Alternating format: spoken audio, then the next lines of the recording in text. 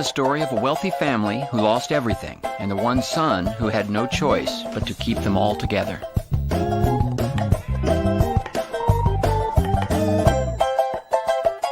It's Arrested Development.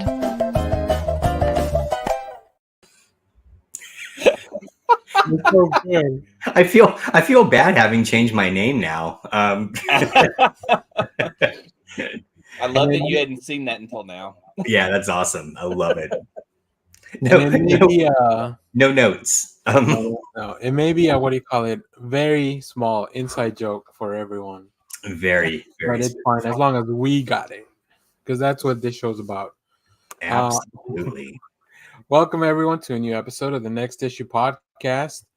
On today's episode, we're gonna fix the MCU real quick.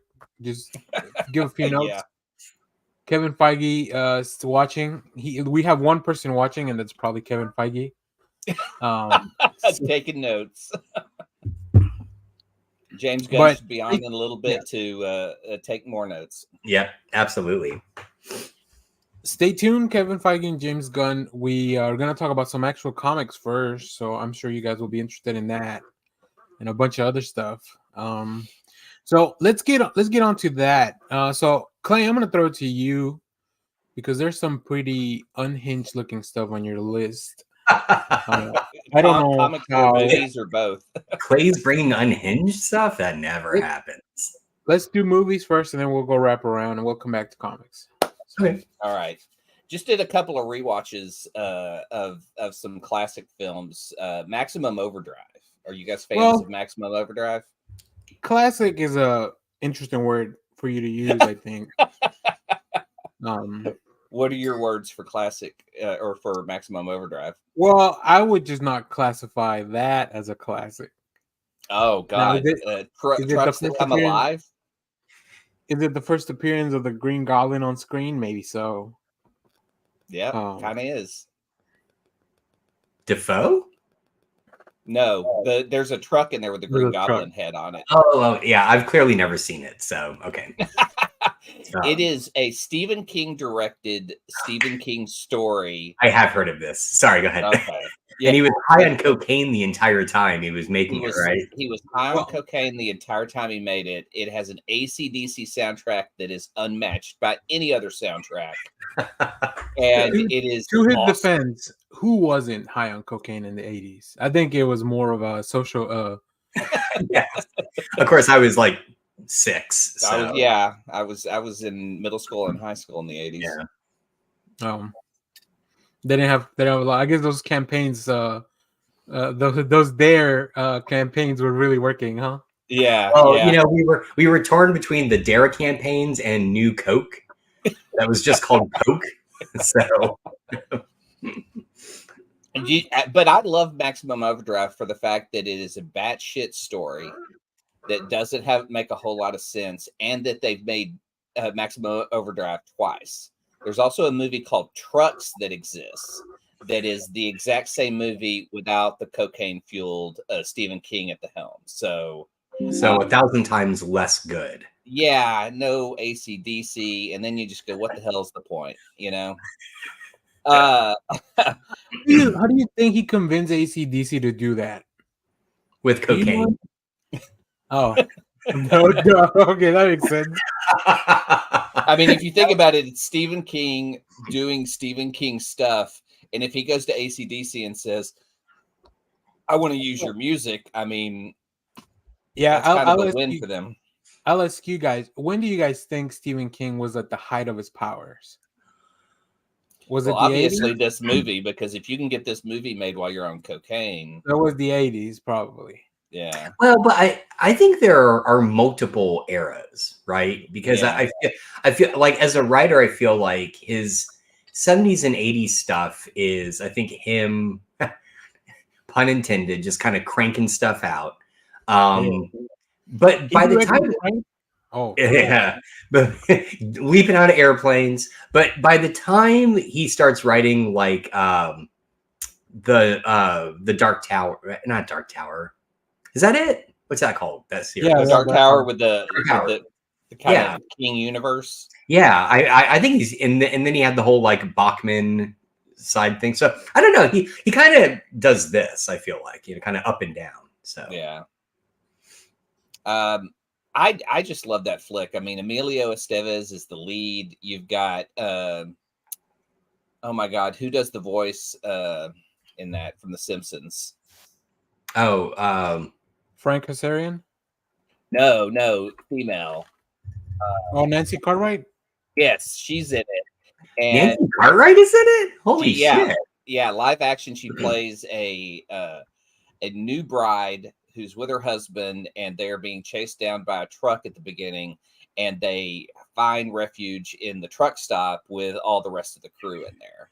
Oh my God. And I love that. I mean, there are just fun things in this movie, like these Southern Fried Hicks who are in this truck stop have like full armament. I mean, machine guns, RPGs, all kinds of cool shit. You just go, what the fuck? It's almost like, he goes, what is this, not America?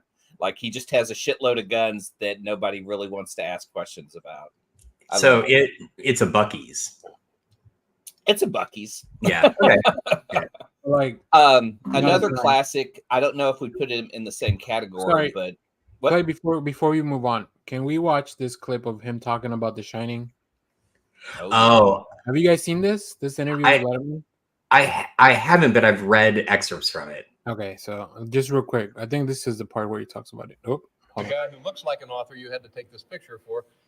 Yeah, that's the beard, eh? That's Mr. Hyde. You got Jekyll this morning. What about Jack Nicholson in The Shining? Were you pleased with that? I thought he did a wonderful job. Yeah, in Shining. Enjoyed it very much. How did you feel about the movie itself? Well, I feel both ways. This is really I got to interesting. see it 4 times because of commitments, one place and another.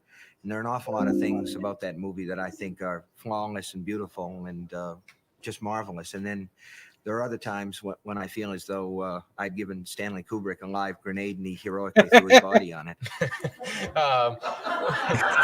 He just stops. When you sell something to a motion picture company, I guess there'd be several thousand different kinds of deals, but how much control do you have of what actually gets on the screen? Well, I've never asked for a lot of control. I'm working with a guy named George Romero now who did Night of the Living Dead and Dawn of the Dead, a couple of nursery tales for younger people, Yes. And I'll be working on the screenplay with him, and there I would expect to exercise some control as part of the film company. But as for actually selling a book to the movies, you send it off the way you'd send a child off to school, and you hope it will do well, and well will be done by it. But I've never asked for control. Then you're in a perfect situation. If they do a great job, you can say that's my book, and if they do a lousy job, you can say I had no control. Right. I was pirated. Yeah. What about you have children? 3. All right, yeah, that was I saw that on TikTok a little while ago, and I was like, let me share that with you guys since we're talking about Stephen King. Can we also just point out the fact that I have the budget to make David Letterman's set in the late 70s. I mean, that was like $50 at Home Depot. I mean, what the hell? Yeah. I know it looked like a daytime talk show. It did. It looked like really, Late Night with David Letterman. It looked really bad. This clip is from August of 1980. Okay. So yeah, that's crazy. I mean, yeah, it makes sense, right? I do think Stephen King. I rarely see him with the long hair. Like it's usually the more like buzz cut thing that he does now or whatever. Yeah. Very interesting. But anyway, sorry, Clay, go on. Oh, that's okay. That's okay. Another classic, and I think you both will agree this is a classic. This is Spinal Tap. Oh yeah. What? Oh, how can you even, dude? Oh man, wow. Dude. What is your problem with This is Spinal Tap? Bye. No, I don't think he's seen it. I haven't seen it. Yeah. Yeah. Oh, okay. Not a hater, just an unknown. Just in the unknown. Okay, yeah. Because I was rewatching that, and there's just so many classic, iconic moments of that film. Even when the credits are rolling, they're showing part of the film where he's talking about working in a haberdashery and in a chapeau shop. What size do you wear? Oh, we don't have that. It goes to 11. Like I wonder if they knew the kind of comedy that they were doing at that moment would still be talked about 50 years later. God, yeah, I don't know, because it does, to watch it today, that movie does feel very much like a parody of the music scene at the time, right? So I do, Yeah.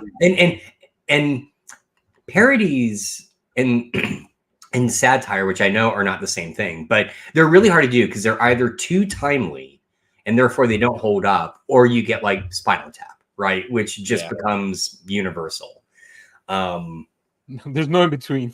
There is no in between. No, no. But it's weird because you have this as Spinal Tap, and then you have like a show like Behind the Music that was on VH1 after this, which was almost like, because they took so many of those stories of musicians who went through the same thing Spinal Tap did.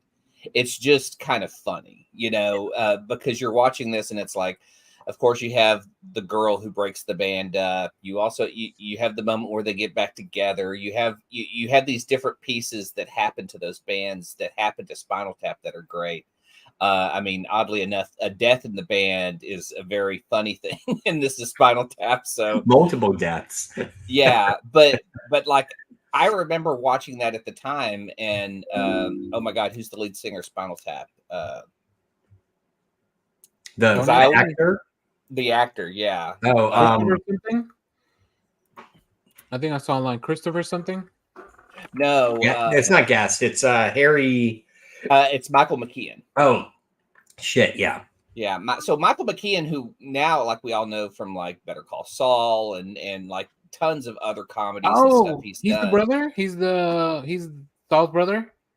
Yeah. He's cool. the lead singer. He's the lead singer of Spinal Tap, and at the time, he was primarily known as Lenny from Lenny and Squiggy on Happy Days, Laverne and Shirley, and in that universe. Yeah, he was so much just that guy that like this was going to break him out. But I mean, he is a comedic genius, and he's married into the DCU. You know who his wife is, right? No, Annette O'Toole, who's played both Lana Lang and Ma Kent. Oh my God, I did not realize that. That is I think he's also was Perry White in Smallville. I think so. Maybe that. You know what? That does sound familiar. Now, just to clarify real quick, Spinal Tap is not a real band. No. Well, they toured and performed and have. But they did that after the movie, right? After the movie, right? Okay, yeah. Okay. It's kind of like Spinal Tap is a real band in the same way the Monkees is a real band, right? Yeah. So because the Monkees also came out of the TV show first, right? Yeah, they were put together for the TV show, but then eventually became a real band because they performed all their music. They're the O-Town 98 Degrees of their time. I wouldn't insult them like that. I mean, I would say the second iteration of the Monkees that came out during that time period, because there was another Monkees that came out after the Michael Nesmith group that was more corporately put together and a huge failure. We support nobody talks about that Monkees, and I think it was an MTV Monkees. It was they'd put it together. One of the Monkees actually went to my high school. I don't know which one. I don't remember which one, but I know one of them did. Dr. Zayas? No. Well, maybe. I don't know. I don't know Dr. Zayas' pedigree fully, but I do want to point out, just for our younger listeners, you probably know Michael McKean from the first season of Good Omens, because he is and he's great. I mean, with that Irish accent, like you wouldn't know he's fucking American. He's so good. Yeah. You know what? Yeah, Neil Gaiman's probably yelling at his screen while he's watching us, like, he's in my show. Right, exactly. I know that guy. I got him to say turn it up to 11. It was great. Oh, of course. I do get that reference because Wayne's World, because I watched Wayne's World.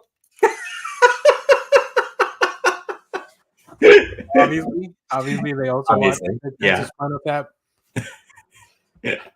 What else? What else are you going to talk about that I haven't seen? Hangman. I know nobody's seen this because this is one of those movies that you find at the DVD store that has a star on the cover who's kind of a supporting character, but it's their first movie. This is Sandra Bullock's first movie. Oh. and it was free on Tubi, so I just let it play because I was like, okay, because it looked like she was like in high school. The role is in high school. Okay. And Sandra Bullock wow, here. what a hot mess of a movie. Like, you could tell that this was probably incomplete and someone rushed it to finish it so that they could just put it out. What's it called? Hangman. Okay. Are they playing the game Hangman for 2 hours? It's a spy thriller where she's kidnapped and her high school boyfriend has to save her somehow, and it's real like convoluted bullshit. Yeah, it's a hot mess. They're trying to solve a puzzle. But it's Sandra Bullock. It's like her first role, so it's kind of interesting when you watch, because she's not really good in it. Like, it's weird to watch someone you've seen who's been really good, who like carry a movie like Gravity all by herself, and then do a movie like this where you're like, yeah. But she's learning, so you can't really critique it. It's her first movie.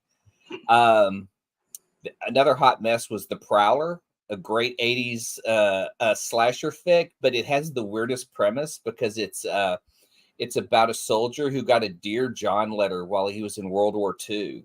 So he comes home to find the girl who wrote the letter and just kill her and kill the boyfriend. Oh my God. Wow.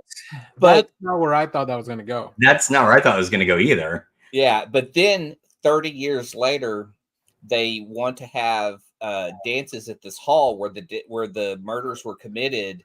And so he comes back to start killing people again just because they were using the same facility, which is weird.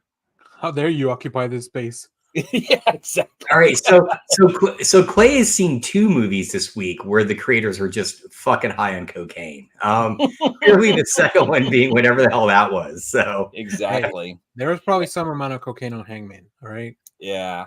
But the best thing I've watched this week was returning to finish out Doom Patrol. We restarted season 3, and oh my God, it's the one with yeah.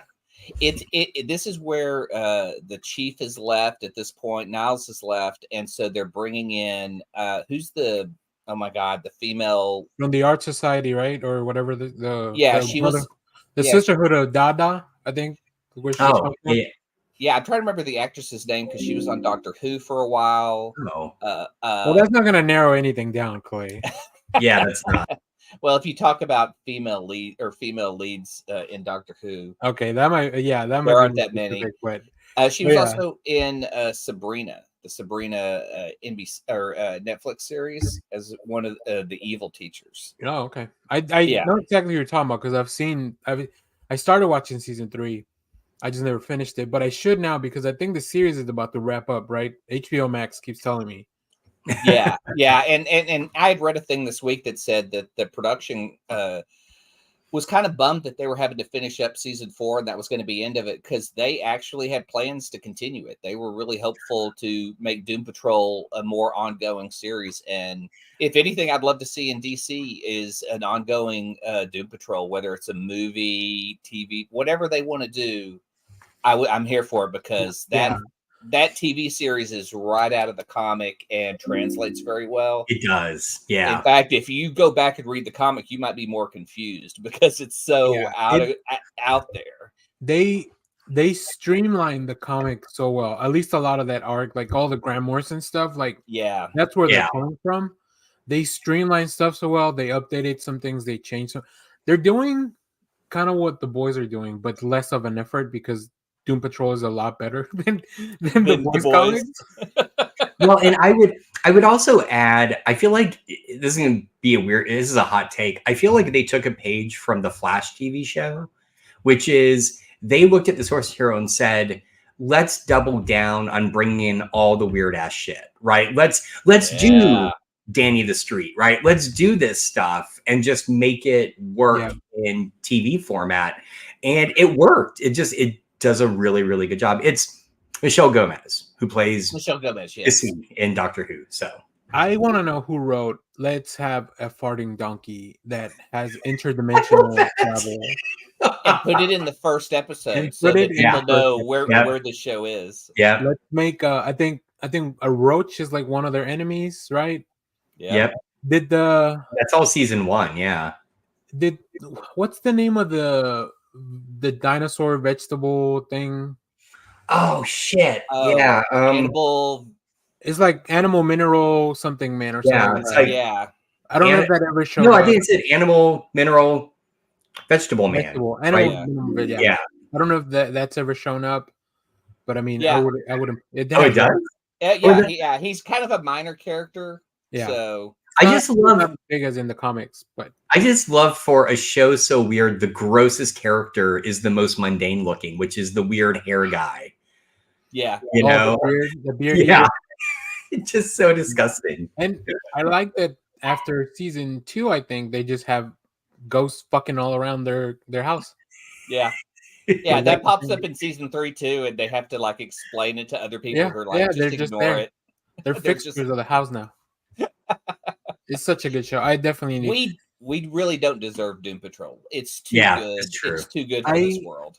I have faith that James Gunn will have a show like that maybe in the future. Yeah, Because I think for that the would be weird stuff that amazing. James Gunn brings to Yeah. the table, this should definitely be on that platter because it Yeah. is so weird and out there, but it's perfect the way it is. Like, I just wish it could continue because it really has great storytelling. I mean, there's a moment in there where Robot Man and Rita are talking, and they both realize that they're broken people, Oh or yeah. broken robot, broken personality, and they need help to get better. And I kind of love those moments of them bonding, even when they're goofing on someone. I kind of love that too because they're a team. Yeah. They just kind of shit on other people. Yeah. So Doom Patrol is perfect, and I wish we had more. But I'm glad that I'm going to be able to finish it out while the season's still active. and I'm gonna segue us into Josh that has a Doom Patrol comic. So Josh, tell us a little bit about some of the Oh, comics okay. you read.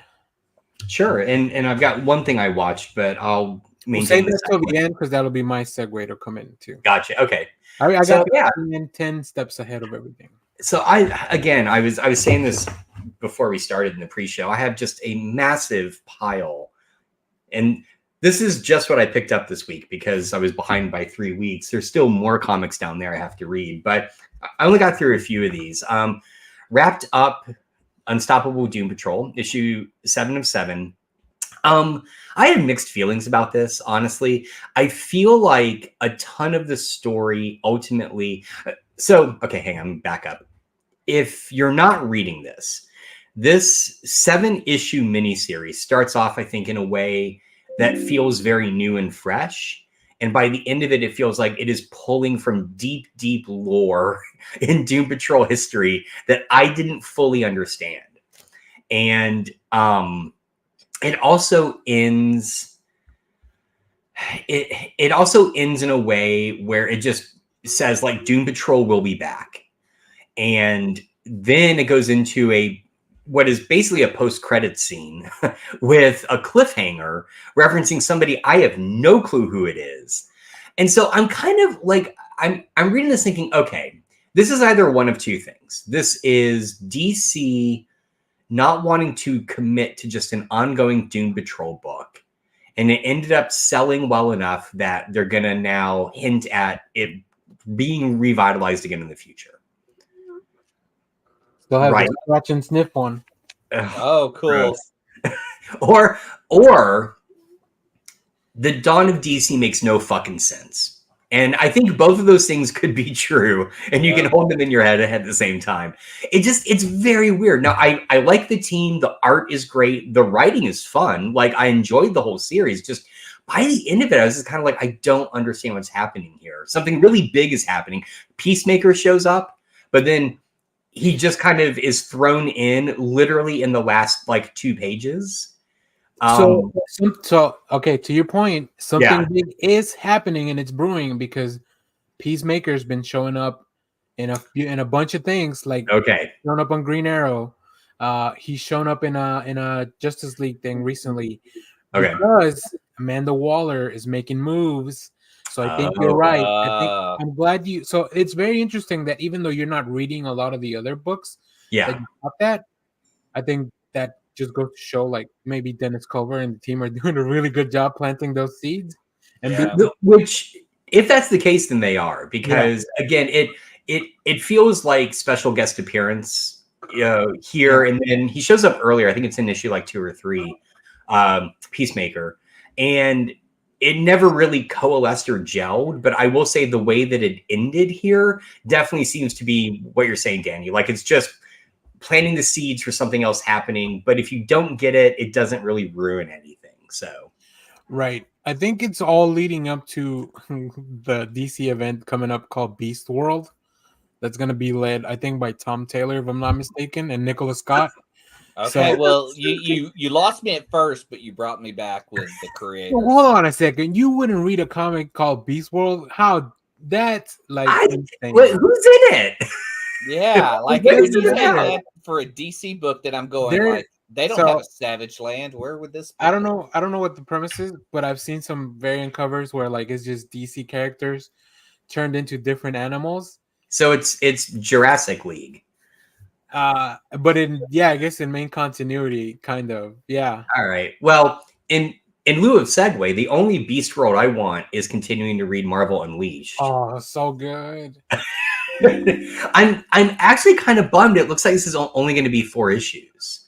It's just Is it? Okay. series. It is so much fun. It is just really a hell of a lot of fun. And I mean, again, I love comics that you can just take and hand to a kid and they're just going to enjoy, and you don't have to worry about, even down to the fact that the big bad in this is Blackheart, who's now appeared in 2 Marvel series that was also in Hellcat. So Blackheart is one of my favorites because he was in the Marvel vs. Capcom fighting game. Yes. Oh, yeah. Okay. I loved playing this So in. good. Yeah. So anyway, lots of fun. The animals work well together. But the thing I like about it is they're not like an immediate team. They all still have their own individual personalities. And so there's like just a little bit of like fun friction between them back and forth. So, All right. So I got a little homework for the show, I guess. Then, so once this is done, I'll email. So once this is all out, we all need to read it because I'm gonna email back Kyle Starks, who I did reach out to. nice. He was Yeah. like, hit me up after Comic-Con. We're obviously New York Comic-Con is like puts a stop to everyone's interviews and stuff like that. So Right. if we can get Kyle Starks on a stream, because I want to talk to him about nice. this. And then what's his other book where it's like a neighborhood full of Yeah. killers from Yes, I read that too. It was it's a Dark Horse book. Yeah. Shit. So Where definitely- monsters lie? yeah, Where Monsters Lie. Thank you. Yeah. And I think he also is doing the Peacemaker Tries Hard Black Label. Yeah, he's thing. doing So that. sounds right, and, yeah. we all got a I little had- bit of homework while I put that together. Hopefully, we can get Kyle. Well, hey, Starks I feel like I'm already for once ahead of the yeah, the you really are. game, So, so yeah. I've read 2 of those. Let's see. The other stuff I read, Doctor Strange, number 9. I had to get this kick-ass Moon Knight cover, which is, it's very cool. It's hard to see, but right down here, a like zombie is grabbing his foot, which is kind of cool. Cool. And Anyway. if you're wondering why Moon Knight is in so many covers this week as you go to the shop, it's because Marvel's about to kill him, so they're giving him a little bit of They're hyping him for his death. yeah. But how many times has he died? I mean, I he mean, died. the origin of Moon Knight is him dying. So Let me hang on. I'm gonna stop my cam just for a second to get I it. to did see focus. that. Yeah. That didn't work. All right. Hang on. There we There go. we go. This just continues to be a good book. I will confess, we've hit the part of the series where it's obviously pulling from earlier events that I don't really fully grok, but I do want to stress, because I know that usually is a pain point for me. The creative team does a really good job of making it so you don't have to be well versed in all that to kind of still get what's going on. And the stakes are really high. And one other thing I really like about this is they've been kind of, for the past few issues, they've been kind of flirting around with the idea of where is Clea in all this, right? Yes, she's Steven's wife, but is she still really good? Is she bad? And that all comes to fruition in this one, and it actually ties into the story of what Steven is doing really well. I'm being very vague because I don't want to give anything Thank you, away. 'cause I'm behind. Yeah, but if you're reading Doctor Strange, this is like the pivotal issue. It's really, really good. So I will recommend going back to read, because it's Jed McKay writing, right? Yeah. If I'm not Mhm. mistaken. yeah. Going back to read both The Death of Doctor Strange and the Strange series that came right after that, where With Clea is the Sorcerer Supreme of this dimension as well. Okay. So because it, like you said, it does definitely build up to that. And I know they did that so they could kind of, what is it called? So they could do the Travis Moore thing, and nobody's wondering like where the hell is Doctor Strange? Not Oh, I Travis. Is it Travis Moore? The really, really good looking. No, it's the artist who did I thought his name was Silver Surfer Black. Trad. Trad Moore. Yeah. Trad Moore. Tradmore. Okay. Travis Yeah. Moore is also a fantastic artist, but yeah, somebody else. Well, and then my final thing I've read, because I had to, Blackout Bombshell #2. I think this is only going to be 3 issues, but they're like big issues. They're like 48 pages, I think. Continues to be great. And even like this issue goes off the rails. Like it starts off, and I was trying to remember, like, was this set up last issue? And I don't think it is. I think it just jumps right in. You don't know what the hell is going on, and then it just gets weirder from there. All I'll say is there's hippies kidnapping people. There's lots of drug use. Yeah, I mean, it just and the thing is, this is one of those rare things that I think could easily translate into like a TV series or a movie. For sure. But it's also solid as a comic. Like I feel like sometimes, you read comics that you're like, I could see this as a movie, and then when it becomes a movie, you're like, why was that a comic? This feels like it still needs to be a comic, especially with what happens in this issue. It's great. It is so much fun. It is, I think, one of it takes all the noir tropes and just kind of plays with them in really, really, really tongue-in-cheek ways. It's good. It's great. I just love Blackout Bombshell. So just real quick, it's written by Louis Southard. The art is by Dean Coates. Colors by Patrick Biermeyer, and letters are by Buddy Bedone. Sorry, buddy. Bedouin. Sorry. It's probably I struggled when I was shooting the review as well, so don't feel okay. I'm glad it's not just me. Anyway, really, really good. Blackout Bombshell, just fantastic. Yeah, I quite enjoyed that as well. I'm glad that we thank Lewis for sending us some preview copies as well. But as you can see, it's so good that even though we've already read it, Josh goes to pick it up and we pick it up at the shop because still buy it. If you like that one, I would also recommend. Lewis is also doing Midnight Special. It's a okay. I think the second one came out this week, if I'm not mistaken. I think that one's also 3 issues. So maybe that's the sweet spot for this for Lewis. So we'll see. Yeah, I'll definitely send this clip over to him too, because I know we have a review and he commented on that, but I was waiting for you guys to also chime in if you read that. Awesome. So cool. And then you want to go on to the watch thing so we can talk about that a little bit. So Halloween night, we decided we were going to watch a movie, and I had read that Hulu was going to drop A Haunting in Venice on Halloween, which is the 3rd Poirot movie by Branagh. And it was great. I really, really liked it. I was excited to see it because I feel like I watched Death on the Nile or Murder? No, I watched Orient Express. I skipped Death on the Nile because the thing is, I've seen the original movies of both of those, and they're really good. And I kept wondering, why is he remaking these? And so when I saw A Haunting in Venice coming out, which I don't think has ever been made into a this film, is the first adaptation of that. Yep. I was finally excited because I wanted to see how his approach to the character would apply to something that has never been tackled before. Right. It's good. It's really, really, it is a mystery, obviously, but it tries to incorporate some of the horror tropes as well. The cast is good as usual. I did feel like one of the interesting things he also did with this is, unlike the last few films, which are big star-studded cast, right? Yeah. For me at least, the only cast member I knew in this was Tina Fey, who is fantastic. She is so good. No surprise there. But she's great. And then everyone else I didn't know. It was just like, so I really feel like he was kind of playing with these things. My only gripe about it is, and I think there's a very, I think, subtle indicator of why this is, but they never really explain it, is at the beginning, Poirot is in like self-imposed exile. Like, he's living in Venice, he's retired, he has a bodyguard. People keep trying to get him to like solve stuff for him, and he just ignores them. Yeah. And they never really explain why. And like, I think there's again, a very like one-off explanation for it. I think it's because you haven't seen Death on the Nile.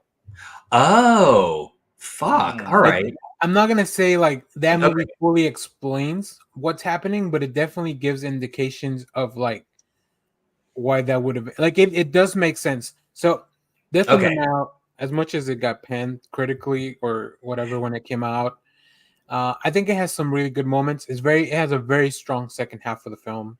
Okay. And I think it's also on Hulu. So if I think you're already into Yeah. it, like, might as well watch it.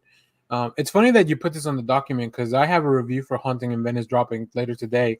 Like, I have it uploaded on the channel, and then I saw your note. I was like, okay, I'm just gonna wait. We'll talk about it on stream. So yeah, I did retro reviews for the first two films because I really like the first one. Like, I did too. I really liked it, but I feel like it's more style over substance, because again, these stories have been told so well before, right? Yeah. So well, but if you have never seen them, true. Yeah, no. That's totally fair. I totally get that. But like, I love the 1970s Death on the Nile, which is kind of why I didn't want to go see his version of it. So you can also tell that Kenneth Branagh loves this stuff. Like, he just loves this. So whatever you think of Kenneth Branagh's filmmaking, like, he's definitely very passionate about this. So yeah, cool. Yeah. I'm glad you enjoyed that. Yeah, thanks. I look forward to your review. Well, we'll segue into that. Before I do some comics, let me talk about some stuff that I've been watching real quick. The finale of Gen V dropped this week, and I really enjoyed that series. I described it in my video as like, when those spin-off series or those tie-in issues to an event are really good, where you're like, oh, this is almost better than the original stuff. That's kind of what I don't think it's better than The Boys, but I think it's on par with The Boys. It almost feels like The Boys season 3.5 or whatever season we're on. Okay. It's really good. I think it's really good. It's really fun. I'm glad we're getting another season later on, because I definitely recommend, if you like The Boys, you're gonna enjoy Gen V. Also, Invincible started this week, season 2, which is another really fun comic adaptation that I'm really enjoying. So we'll definitely talk more about that probably in the future. And then I started watching a new show on Netflix. It's a limited series with Mark Ruffalo and Hugh Laurie, and it's called All the Light We Cannot See. It's about a blind girl in World War II era. Oh, it's sorry. Go ahead. Where she does radio broadcasts, and that's kind of, and then a German soldier listens to it, and they kind of have a connection because of the broadcast of the radio that she's doing. There's a lot more to it, but I mean, I will say it is very interesting. I think it's very well done. After the first episode, I was like, I don't know that I want to keep watching this immediately. So it's not something I'm going to binge because of the subject matter too. Like, it's right. It is towards the end of the war. So, I mean, things aren't looking as bleak, but I also feel like that's when things were the most bleak for some people, because they were like, like at the end of their rope, really. So yeah, but it's very well performed. Mark Ruffalo and Hugh Laurie are big parts of the show, but it's not really about them, right? It's about the girl, and I don't have the name of the actress in it, but yeah, I quite enjoyed that, which is interesting. It was just on Netflix. It was at the top. One other thing I want to see on Netflix is called Blue-Eyed Samurai. It's a new animation. It's a new animation show. I've heard about this. I've heard it. Is it the R-rated one? Yeah. People are really raving about it. Mark Yeah. Bernardin said that that's what he was watching this weekend, so that's probably what I'll end up watching this weekend as well. So Kenneth Branagh's in that too. Kenneth Branagh's in the Blue-Eyed Samurai, maybe as a voice actor. I don't know. Yeah, Oh my God! Wow. That's cool. Well, I mean, there you go. Right from A Haunting in Venice to Blue-Eyed Samurai. There you go. Can you imagine who had to explain anime to him? Like, this is what I want to know. Kenneth Branagh, have you ever heard of Japanese animation, also known as anime? I hope he's like, yeah, of course, I'm a big fan of Bleach and Naruto. That would be cool, actually. He's like, fucking Akira. Yeah, I love it. That's right. But that's all the stuff I've been watching. So I'm gonna transition into some comics. It was a big week, even though there was not a lot of books, because I can't help myself from buying a bunch of different variants. But something I'm really enjoying is the Saint Seiya has a little mini series. So this was originally a manga called Knights of the Zodiac. Well, I guess it's called Saint Seiya, but in the US, most known as Knights of the Zodiac. So they're doing a little arc in between some of the more canon stuff. It's really good. I also picked up these Street Fighter covers. I haven't read it, but I did want to talk about it. Wait. Oh, wow. Yeah. Connecting covers. Well, it's hard to do it online, but there it goes. Yeah, these are really cool. I love Street Fighter, so definitely going to always check that out. Now, I want to say, if you haven't been to your shop, let me give you a quick shout out. Big shout out to Vault Comics, because you know how much this cost? Free. What? Really? They're giving away their issue for Unnatural Order #1 for free at most comic shops. So if you haven't been to the shop this week, or if you're going to go back to the shop, your shop may have one of these lying around for free. Now, the variant covers are priced accordingly because they are variant. But yeah, I got this at Titan Comics. Jeremy still had a bunch of them, and I really enjoyed it. I read the review copy for this. Excuse me.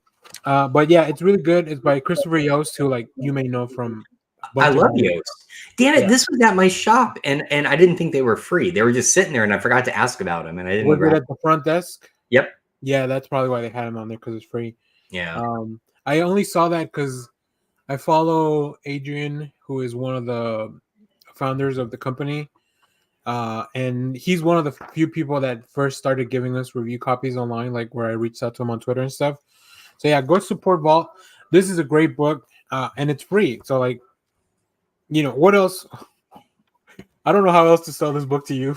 It's free, and it's free. It's free. Free comics. Here's another Saint Seiya cover. This is the Phoenix. I love Saint Seiya. I grew up watching it. Also, really want to pimp out this. This is probably my favorite thing I read this week. I almost picked that up.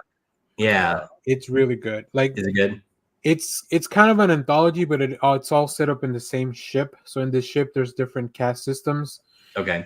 In the first issue, we have a pilot from the top, ends up being down at the bottom, with the lower caste, and they meet someone, and the story kind of picks up from there, and they start to change things. So the book will follow 4 different stories with different protagonists as time passes on this ship.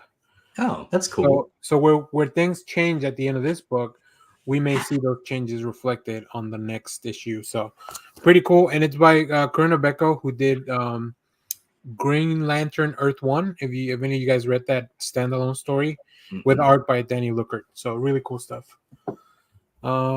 Give me 1 second. Let's see what else. Oh, another thing I really enjoyed. Red Light #1. This is a new book from AWA. It is mature. That's why it's already bagged, because Titan had it already polybagged. It is a masterpiece of erotic fiction, but it's really interesting. It's about a sex worker who is actually an AI and how that kind of plays into she's in a brothel and they're never let outside and stuff like that. So it's really interesting. Like there's a lot of interesting themes I think that are timely, but also just a really cool sci-fi story. Oh, cool. What else? I didn't have to, but I picked up the second printings for the Transformers issue. Those are awesome. Because God, really, I wish. yeah, these are really cool. I forget which one I bought. It's down there. So I'm gonna have to box all these comics today. Jesus. Yeah. And then what else was good this week? Oh, there's a lot of good stuff. Let's talk about Spider-Boy. Oh yeah, Shiny. Did you pick up this up, Clay? I picked up Yeah, but I haven't read it yet. That's Okay. right. I didn't get that cover. So funny enough, this was one of the only ones that they still had left at Sanctuary where I picked this up. Oh. So they just want me to have the foil covers, I guess. Yeah, I got the Scotty Young cover. Oh, that one's really nice. That one's really cool, actually. But I haven't. So I did read the issue and I enjoyed it. I think it stands a lot on writing, which I love that when he writes younger characters, they're full of like. It's already Spider-Man, so it's very quippy and full of puns. But like, it feels like he ramps up when it's a younger character. And I hadn't read anything about this character. Like this character debuted at one of the Edge of the Spider-Verse or the Spider-Man series that he was doing before this. But this book fills you in enough into like who Spider-Boy is and kind of set up that. Oh, we got a little. Did I do that? What's okay? I don't know. Discovering things on StreamYards all the time. So yeah, highly recommend that one as well. White Widow, new book. Oh yeah, really cool. How is that? I really enjoyed it. It's a lot funnier than I thought it was going to be for a White Widow book, but I think it captures the more lighthearted side of like the character we've kind of seen also in the MCU. So it brings that energy. This is by Sarah Gailey and Alessandro Miracolo, who I love Sarah Gailey's writing. Like she did I Know Your Station, which is a book that I have somewhere here hanging on the wall. Yeah. And also doing the Buffy the Vampire Slayer stuff over at Boom. So yeah, really cool stuff. Still a lot of action. This opens up with the White Widow not facing off against Cap, but just they run into each other while she's doing stuff. So yeah, but like I said, a lot funnier than I thought it was gonna be. I was not expecting so much comedy out of a White Widow book. The big book this week was Ultimate Universe #1, which is like the beginning one shot for the Ultimate Universe. I am so not interested in this. I can't I tell am you. because of Hickman. It's exactly because it's Hickman. I'm not interested. So I will say it is a tough entry point because it is a $6.99 book for like 40 pages or so. So maybe this is something you probably want to wait till it's on Marvel Unlimited or something like that, or until your shop sells it for 25 cents so they can get their money back because they didn't sell. But it focuses a lot on Thor, and I really like the Ultimate version of Thor. So that was already a big plus. But yeah, I don't know. I never read the Ultimate Universe, so I'm kind of looking forward to diving into it with this new iteration. Sorry, do you see my face? I mean, I enjoyed the Ultimate Universe, but it is what it is. I mean, it was just them rehashing Marvel stuff again and then going, but this is our ultimate take on it. But extreme. Well, except I would argue the thing about the original Ultimate Universe is we wouldn't have the MCU we have without it. Yeah, very true. Very true. Right. And so that's kind of why I feel it's weird. Bringing it back now feels regressive rather than new and unique, which it felt like at the time. The redeeming factor for the Ultimate Universe is Baker. I feel like the evil Reed Richards is such a great character that it's worth playing around in that universe. But he exists in our universe because he was in Absolute Carnage. Well, he left from our universe to that one, so it is the same character. Okay. So it's still if you want to continue following his story, I guess if you enjoyed Absolute Carnage and you want to see what the maker's up to now, then you go to this Ultimate stuff. I really enjoyed it now. I mean, maybe going back to some of that is what Marvel needs to do in some stuff. But if this was originally a Donny Cates' pitch, like he was gonna do all this stuff.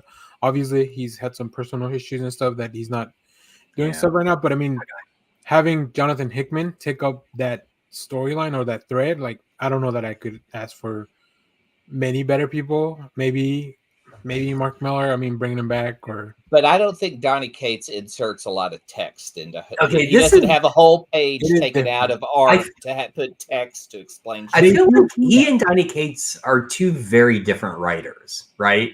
That approach these big stories in different ways. So, yeah, I agree. But I'm in for it. There's only 3 for now. There's going to be only 3 series coming out of this: an X-Men series, a Spider-Man series, which is what Hickman's going to write, and a Black Panther series.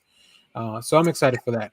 has he ever written Spider-Man before? I don't think so. No, this might be the first. And Spider-Man in this universe has been set up pretty interestingly. So I'm looking forward to that.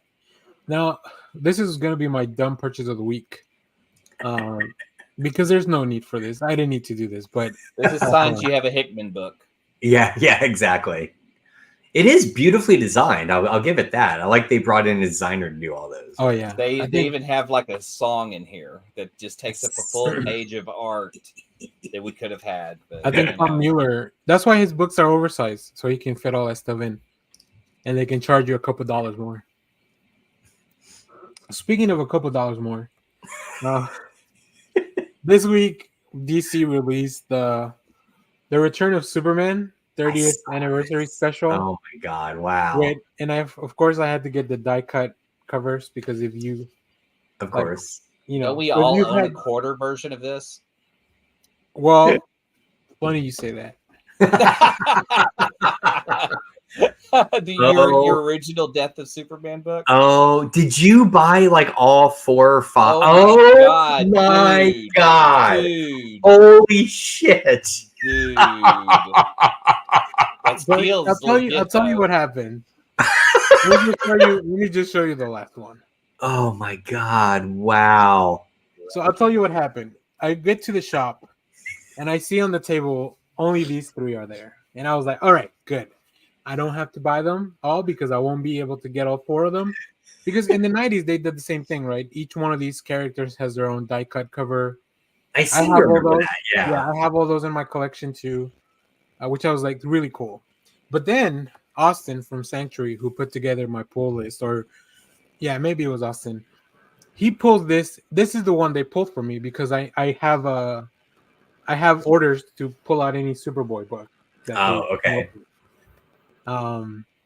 But so I was like, okay, well, these 3 were on the table. They pulled this one for me. So I was like, it's almost as if Destiny is daring me to get all 4. Luckily for me, if you have a pull list with them, you get 20% off of everything. So it was not as much as it should have been, but it was still a lot. So that's comics for my week. Before we move on to Clay, we have a comment from Heartbeat City.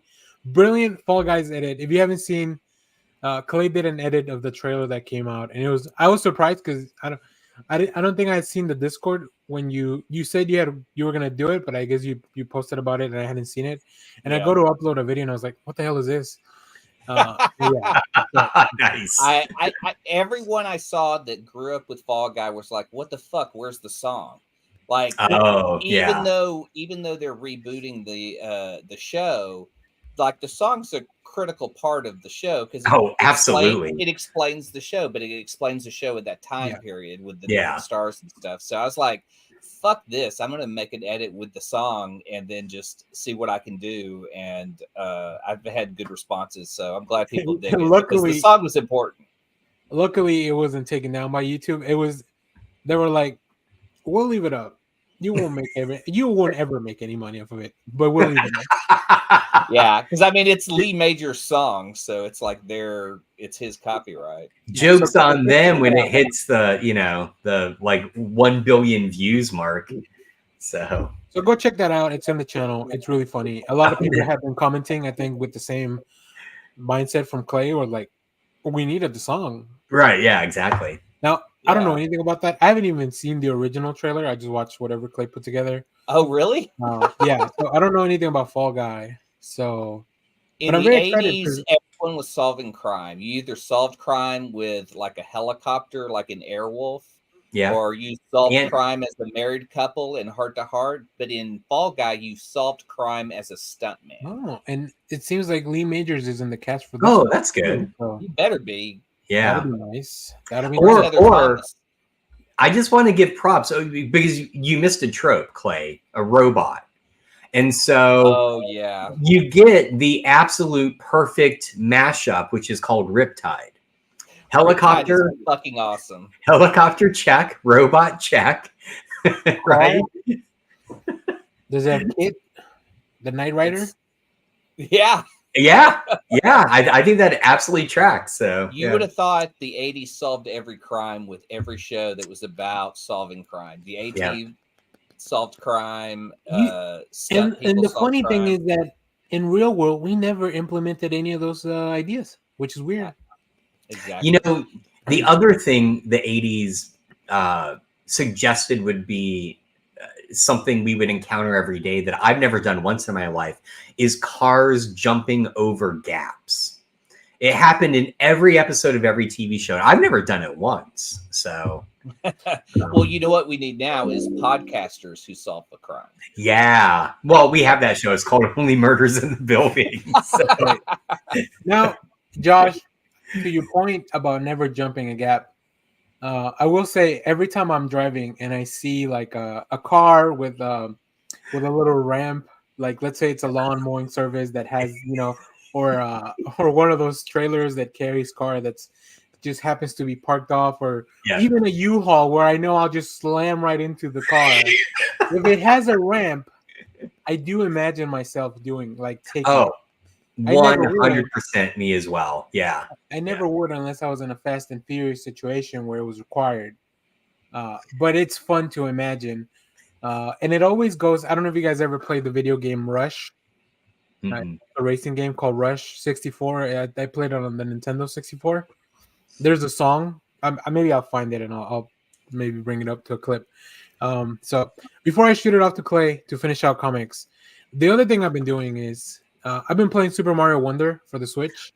How is I that? saw that. It is amazing. I love the game. It does remind me how bad I am at video games because right now I'm stuck on a level where I can complete the level, but I don't complete the mission. Okay. So that means that I don't move forward because it doesn't open up whatever's next. So I will probably have to go online. And I will have to go online and like watch somebody play through it so I could do it. But I did want to show you guys one thing. Let me see if I can find it. Actually, I'll save it for after Clay. So Clay, why don't you go ahead and share what you're gonna do, and then we'll look at this to kind of go into the main topic. All right. Just wanted to show and see if anyone caught that this week. The Alpha Flight 3 tribute to Snowblind cover. Oh, no. That's awesome. Yeah. I love these early covers of Alpha Flight from Volume 1, and they did these character ones. Nemesis has been a long-running character in Alpha Flight, but never had her own cover. So this was kind of a neat tribute that Aaron pulled out. He goes, I know you'll appreciate this one, Clay. And I That's immediately awesome. saw it. And I was like, this is fantastic. Also, a great read. Like, this is part of the Fall of X. And so you've got Department H with the non-mutant heroes chasing down the mutants that are showing up in Canada. But they're doing kind of an X Factor twist on it. They're there to help them. They're just working against the department as insiders. So you've got Puck, Snowbird, Shaman, and Guardian working against the mutants. But then you also have a mutant faction that includes Dawkin, who now calls himself Fang. It's like a really early X-Men reference. Well, he wears the old Fang outfit, which is really the old funny. Fang outfit. Yeah, Okay. But at the end they do unmask Nemesis, so you see who Nemesis is finally at the end of this book. Oh, wow. Real quick, Heartbeat City. I saw this and I almost fell out of the chair. Don't forget a judge and a criminal with a supercar chasing criminals and Hardcastle in the Cormac. It was Hardcastle. Hardcastle. Oh, Hardcastle. Hardcastle. That's right. Yeah. Interesting. Finished up Scarlet Witch, which has been a great run. Okay. This is the Moon Knight cover that they did for Scarlet Witch. Oh, I'm so jealous of you right now. with the coloring. Oh, did you not get this cover? No, they didn't have it. They only had the normal one. Well, also Halloween is the anniversary of Shelby and I getting married, and so every year we pick out a cover. This is our cover for this year. So, Nice. That's great. awesome. Excellent. And I need you guys to recreate that cover. That'd be good. I think I could slump. You just put a blanket on top of you. The interesting part of this though is the whole series is great because what it does is it shows Scarlet Witch doing good by helping. Like she interferes in places and brings peace to arguments. She it goes through her whole history in the series. So she talks to Polaris. She's just become this helpful person because the whole plot of this run has been that she has created a doorway for the people who have nothing left. The concept of the door is pretty cool. We also get Darcy introduced, like the character from the movies is introduced as her assistant. Nice. Josh's favorite character from the 90s, Joseph, is back. Yeah. We need to have a whole episode talk about what Joseph is. It's weird to explain who Joseph is in this because it's like at one point she goes, "You're more like a brother than a father," which is weird. Which is very weird. Yeah, and so then he explains, "Oh, brothers do this," and I don't know.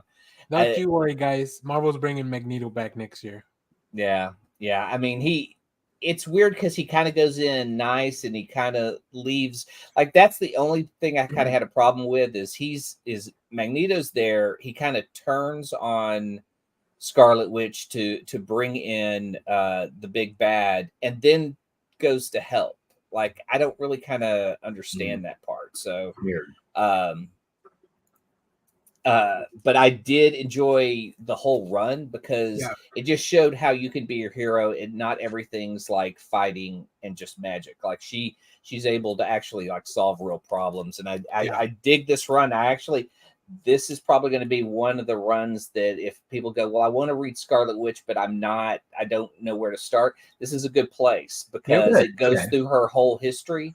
It's only 10 issues and it kind of shows you where they're at. Now, if Fall of X turns into this big, giant, massive reboot, this book might be useless. Okay. That's the thing is like right now at this time period, this is a great run and a great read. I do hope that Steve Orlando can continue to write this character in the future at some capacity because I think, and it's really cool, like getting Sarah Pacelli on art, getting Russell Dodderman on art, like just fantastic. And then Dark X-Men, which is really just a Goblin Queen story. I mean, it's really all about Madeline Pryor. Goblin Queen are weirdos. Yeah, exactly. I mean, she's got the underboob costume. Of course. And then it's really weird when Scotty Young draws her. Is her mutant power just defying gravity? Yes. All right. Her magic is all supporting those boobs. Really sure that nothing shows up. So. But I enjoy Maggot. Maggot's in the book. Havoc. It looks like Havoc may be getting a new costume out of here.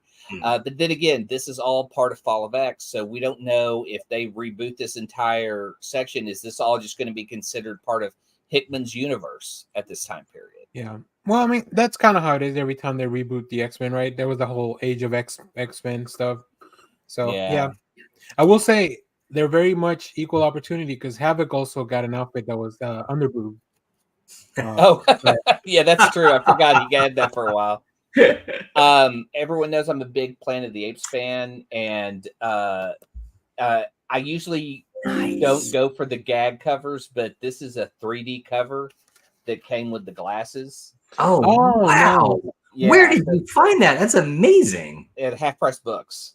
That's kick ass. But this is the original novel. I have it, but it has the movie cover, so now I have a cool cover, different cover. Very cool. That is awesome. Also for Comic Book Club for next month, pick this up at Half Price Books. I'm excited to read this. Every review I've heard about it's fantastic. So I have that same trade. I keep stopping myself from buying the hardcover that they re-released every time they have a sale. Yeah. But I might. Oh, there goes Josh. Josh has it. Of course he does. No. I've got the Oh, you got Slip the case. copies. with the single. So Ooh, very TKO Yeah. does a great job. I mean, if you get singles, you get the slipcase. The trades all it's look so good. nice. Yeah. They, Especially if you got a handful of them together, because the banners all go the same, the titles, everything flows perfect. I have the same set of like a similar set to Josh for the Sarah one. oh, that's a nice, yeah. I think But, that was the but first one. that hardback reissue for Sarah is beautiful. I Like it's know. really nice. I almost want to sell the singles because I'm sure they're out of print, and then just get the hardback. So we'll see. Yeah. Because I don't think they do these anymore, do they? No, I they think stopped doing that one. I They think stopped doing them. Yeah, they only do the no. paperbacks and the hardbacks. I don't think so- you can even buy PDFs from them anymore like you used to. You can't. No, they Oh, only wow. sell them on Comixology and Amazon, I think. Maybe now Global Comics or one of those might have them as well. Oh, could be, yeah. Which kind of bums me out. So sorry, good. Oh, that's okay. No, the last thing I'm reading is I'm still in the middle of Absolute Carnage. I mean, Jesus Christ, this is such a fun book. Yeah, I love this. Like, the only complaint I have, and we were talking about this before the show, is the order they put them in these giant omnibuses. They put the series together, even though the series is broken up by the additional series that are already included in this. So they don't put them in order. If you're just going to pick this up and read it, you end up reading the main series first and all the tie-ins later. Yeah, or you'll have to go get a reading list online and then just jump around in the omnibus. So. And then jump around. Yeah. So I mean, okay. Like why not take the opportunity of doing an omnibus to put it in the proper reading order? I don't know. I wonder if people would complain about the opposite, that this is like, oh, I don't want to read all this tie-in stuff. So I don't know. I guess, but I feel like if you're reading a big event book and it was published in a way that the story is meant to be experienced, why not package it that way? If you're buying the omnibus, you probably want to read the whole thing, so there's no excuse. Right, exactly. So cool. Weird. Well, let me show you guys. This is a slight spoiler for Super Mario Wonder Bros, but it's one of my favorite things. Nope, not there. This might sell you on the game if you haven't bought it.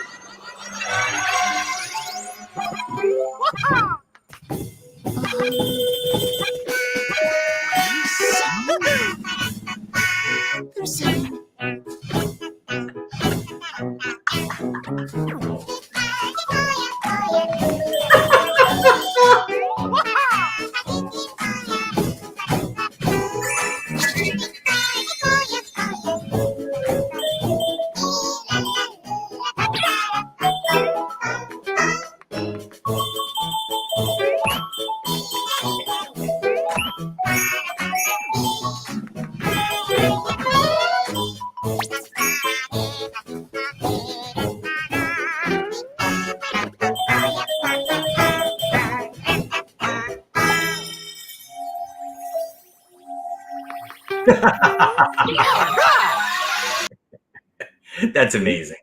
That's cool. It's so much fun. It's so much fun. Like I said, I'm stuck right now, but I can't wait to get past that level so I can keep playing. All right. Oh, that was really good. I love that game so much. It's the first game I bought in a long time where it's like I bought Mortal Kombat 1, but as far as Nintendo games, like I bought what's it called? Shit. What did I Smash Brothers when it came out, and that's about it. I hadn't bought a Mario game. God, that was ages ago. Yeah, I haven't bought a Mario game since the Wii, which like the Mario Galaxy, that was the last Mario game I played. All right.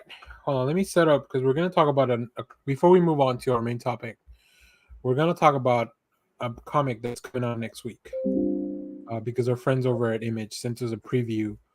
And I'm very happy they did because I think we all gonna really enjoy this. So we'll be talking about Pretol Head #1. This is, like I mentioned, a new book from Image Comics. So let me give you a quick synopsis of this book now before we get into it. Jump straight into the non-human race with 42 Robo Gorgeous launch issue story pages. In a climate crisis ravaged future metropolis, an old, grumpy, obsolete, smoke belching, cigar chomping, hot rod racing robot is one 12-year-old girl's only hope. Together, can they outrace the chasing Robocops? Not those Robocops, different Robocops, with an invention that might just save humanity. So that's the pitch for this book. This is written by Rob Williams with art, covers, and letters and graphic design by Pi Par. And also we have a few separate covers that you will see at the end of the video. But let me pitch it over to you guys. What did you guys think? Clay, what did you think about Pretol Head? I loved it. I mean, it was a very stylized book. The weird part of it is the colors popped out to me more than anything. Yeah. And it's I've looked up this guy's art, Pi Par, and it is amazing. Like, I'm a big fan of if anyone read Death and Glory, Bingle does great car art, great technical stuff. This guy does the same stuff, and the colors pop. Like the bots, I love the simple design of their face when they're drawing down on them in that panel right there, and then the electronic bird that is a character here. Yeah, the visuals are so cool because it's like reading a heavy metal book back in the day. Like, you're getting in the middle of a story, and it's giving you just enough to hook you to pick up the next issue. Yeah, Josh, what about you? Yeah, I also loved it, and it felt like reading a 2000 AD comic to me. And then you pointed out, Danny, they've both worked for 2000 AD, so that kind of makes sense. But yeah, the colors, the design, there was even little stuff. If you go a page or two ahead, the first time the O appeared, oh, this is all I have for the preview. All right, sorry. There's a panel. So there's this big kind of bad called the O. And there's just this shot of him touching, or they touching like a screen, but it's like in the MCU kind of Iron Man's computer stuff. Yeah. And the two little finger pads, I was obsessed with them because they look like pedals that you would push in a car. And it's just like all the design seems to just fit so well. Like it's a very realized universe. Real Minority Report with the screens and all that. There's a lot of screens everywhere. Yeah, exactly. Got a lot of now you guys are gonna give me shit about this. I've only seen the remake of Death Race. But a lot of I've never seen the original. Okay. Yeah. Clay's gonna lose it. We don't have time for you to lose your shit. Back to Pretol Head. They got a lot of. I mean, Jason Statham is in Death Race. Is it? Yeah, but the original has Carradine, you get Stallone, and it's Roger Corman doing it, and it's just out of control. It's so wackadoo, and you need that to go into the remake because you need to know the wackadoo ideas they had when they made the original. Yeah, I will say also one thing I really enjoyed as well is all the subtle world building that's kind of being done through the dialogue. Like everything the Robocops are saying is like, you can't be here, you have to be out in the other zone. Like, and then you kind of, as you go through the issue, like you see the domes of these people, like where the cities of the humans are. But obviously there's a lot more. This Oz power, which really fun, like just Oz, the great and powerful there. Like this. Oh shit! I didn't even put that together. Yeah, because it's even called the Ozone. So Ozone, yeah. So there's so much. Like there's little layers. Like I said, it's an oversized book, which is always a fun thing. This is one that even though I have the preview, I'm definitely gonna pick it up next week because I want it in print. It's beautiful, just really beautiful. And I agree. I felt like the world building. I like books like this that respect the reader. And I feel like 2000 AD has always been pretty good about this, right? It does the world building without info dumps. It does it through very organic, believable dialogue. And there's even, again, no spoiler, but there's even a kind of unexpected turn towards the end of the issue that I was shocked, right? I was like, wait, what the fuck, It's great. Just solid book. Absolutely go read it. Right. Yeah, I love the relationship between Pretol Head and Dave, the little mechanical bird, like just the witty banter that they kind of have going on. So that's a lot of fun. And Clay sharing some art. Yeah, Pipar's portfolio page and store has like tons of great stuff. I mean, if Yep. you're a Transformer fan, I mean, look at some of these prints they've got in here. They're Instant fucking fan. amazing. Yeah, Same. and this Same. Oh my god, look at that kaiju. that's just. God Oh, damn, is that for that's good. Primus? Primus? Yeah. Oh shit, that's awesome. So cool. So cool. We need to do a 2000 AD episode, by the way. Yeah. Yeah, God, that'd be even good. those pencils are amazing. Yeah. Yeah, I love to see. I actually would love to see a black and white version of this book as well. Just to all the line work that's done. Like, it's really cool. I also want to know, like, this book opens up with Pretol Head like delivering this flower here. So like, I want to know what all that's about too, right? We don't get a lot of story on that other than while the race is going on. Like, I like the whole aspect of like this race is almost like the gladiatorial games to kind of keep the people distracted. Yeah. But there's no like the winners and everything is like we control everything, right? The perception of all this, and even when things don't go the way they were planned, almost as in almost like a wrestling show, like That's what I was thinking. they rework the story to like Right. fit their narrative. So yeah, really, really fun stuff. I don't know. I was looking through Rob Williams' other work. And he's done a lot of stuff with DC and Marvel, a lot of Doctor Who. So if you're a Whovian, Okay, I'll have to do that. stuff out. Maybe it's already in one of the bundles you already have, Josh. I know you have Probably so. also a lot of work with Harley Quinn and the Suicide Squad and stuff like that. So yeah, really fun stuff. I really, really enjoyed this issue.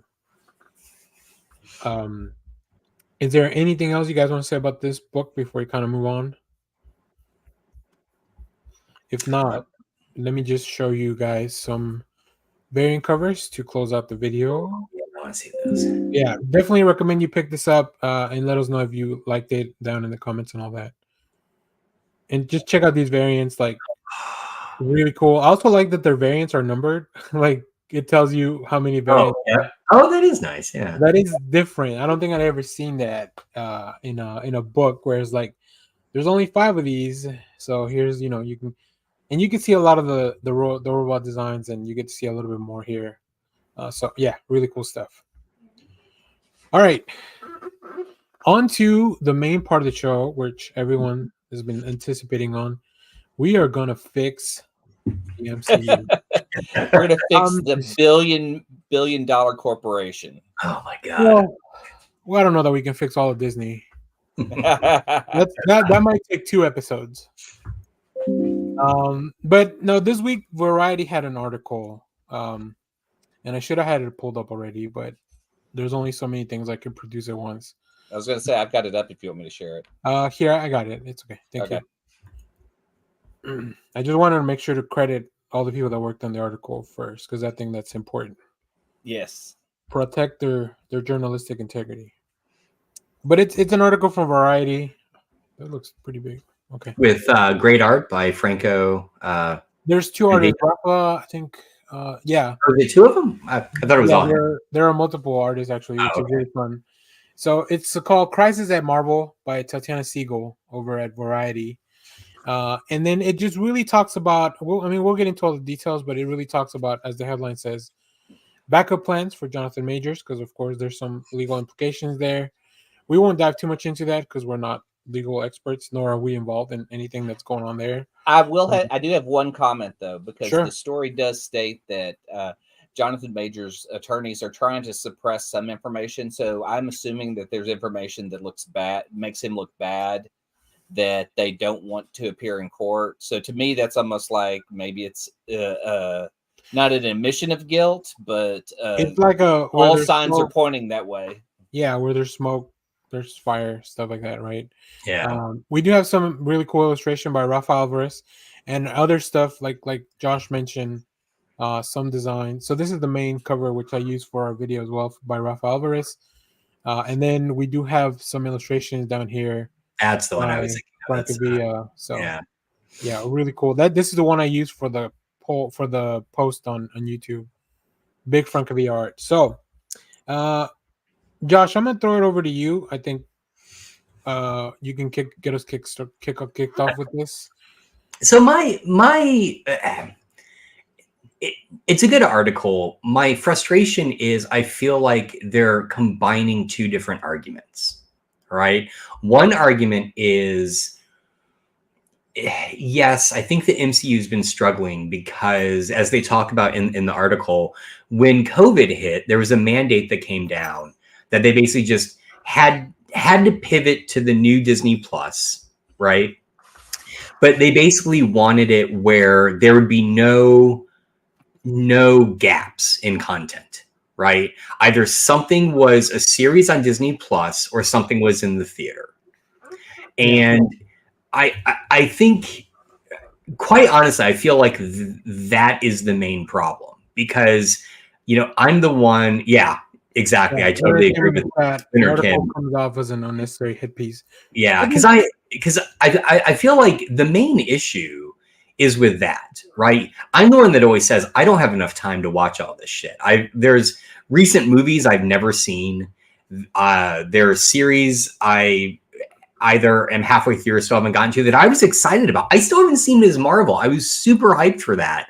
I haven't gotten around to it. We got about a week before the movie drops, so yeah, exactly. I do not have enough time, and I think what the critical mistake Disney made was thinking, if we always have content, people will always be watching, rather than thinking, let's let people build up expectation for something, right?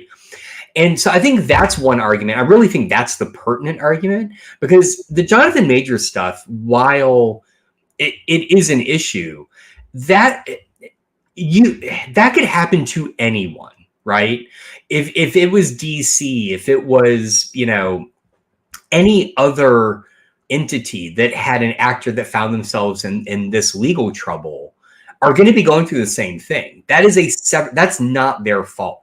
What is their fault is choosing to glut the market with just all of this content that is impossible to keep up with. At least I find so. Yep. For me, it also talks about Disney's expectations. The problem is they have been consistently successful. So they have a bar that all movies have to earn $500 million. Right. And that's fucking high, man. Yeah. That's a high bar to say everything should earn that. And then you're like just cranking them out left and right. Like Ant-Man has been a series that's always kind of been up and down because it started with Edgar Wright.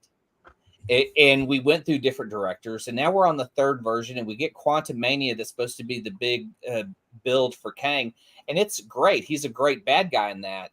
I feel like we almost missed a chance with the bad guy in Thor. Like we had Christian Bale as a bad guy that was a god killer, and he's just kind of killed off in that movie. And I feel like he could have been on par with what Kang is. Yeah. For me, Kang is easily replaceable because you have all the different versions. So, I mean, you could even have one version of Kang that looks like the Renslayer. Right. And I feel like Renslayer is a great villain. Actor is definitely easily replaceable. Yeah. Yeah. Even going back to that, they did it with Rhodey. Granted, they didn't invest all this time and money into one character, but Rhodey was replaced. And even to that, like going back to the comics, Kang was retcon of all these time-related characters. Retcon into, these are all time-related. Let's just combine them all into this one character from the future, right? Like Victor Timely wasn't originally a Kang variant from in the comics and stuff, right? The Iron Lad, I don't think he was originally supposed to grow up to be, or maybe he was by that time, but yeah, like Kang was not originally that. So to your point, we've seen now that there are variants that can look like other people, right? John Krasinski's probably not going to come back to reprise his role as Reed Richards, so that means he could look differently. I think that's okay. I think that's okay. We can have Adam Driver instead. Hey, I've always said Krasinski should be every variant from all the different universes. So if he shows up as Reed Richards in this one, maybe he's Professor X in another one. I will also, like, in that article, they also talk about how at that retreat that Leonard Kim referred to in chat. Sorry, that's really good. Yeah. Company holds internal. Good company you do. At that retreat, they discussed replacing Kang with Doctor Doom. Now, I will say, if the Fantastic Four comes out and introduces Doctor Doom, can you imagine the pivot that would be where Doctor Doom meets Kang and then just there's this big buildup, he just casually kills him. And then immediately oh, fuck, Doctor Doom is like, holy shit, we can't fuck with this guy. That would be a good turn. But here again, I think the thing that really bothers me is when the Disney Plus stuff rolled out, it became, I feel like, hugely experimental. WandaVision is still one of the most amazing things ever produced, right? Yeah. Loki season 1 is incredible. She-Hulk, I'll go to bat for. I thought it was amazing. I loved it. It was funny. It was acerbic. It factored in the MCU as a thing. Like, they were doing all this amazing stuff, and I feel like there's a world where the MCU could have only pivoted to Disney Plus and been totally fine. Like, just take the theatrical releases out of it, right? And it would have given them the space and the breadth to really play it with this massive universe that they've been very successful with, without having what Clay said, the need to release a theatrical movie that earns $500 million. One of the big problems with Marvel is they don't want to do physical media for their TV shows. They just now are, because that was the angle HBO always had, was like, they can do $1 million an episode Game of Thrones, or $25 million episode of Game of Thrones, and still get subscriber money, but also sell physical copies to make money from. Like, Marvel won't release any of their shit. They just now released WandaVision and Loki season 1 in steelbooks, but you can't get She-Hulk. You can't get I think Daredevil from Netflix back in the day did some steelbooks, because I know Joe Quesada did the art on the Daredevil steelbooks. And Netflix was good about releasing, like Marco Polo was released. Their early Prestige series were released on DVD and Blu-ray. So Leonard Kim disagrees with your point, Josh, of moving everything. It would have been and I think to that point is because streamers are also like something that how reliable they really are now, like nobody knows, right? Especially with all this stuff. The studios need to, first of all, pay the actors so we can get back to business, but also just like streamers, like any of these other tech ventures, are just it's almost like really a scam where you pump all this money up front, and that's why you have so much leeway to do stuff. But like, if it doesn't become profitable, like, you're not, so I don't know. I did want to go back to really quickly. I pulled up a list of everything. So so just so you can see the saturation of the market.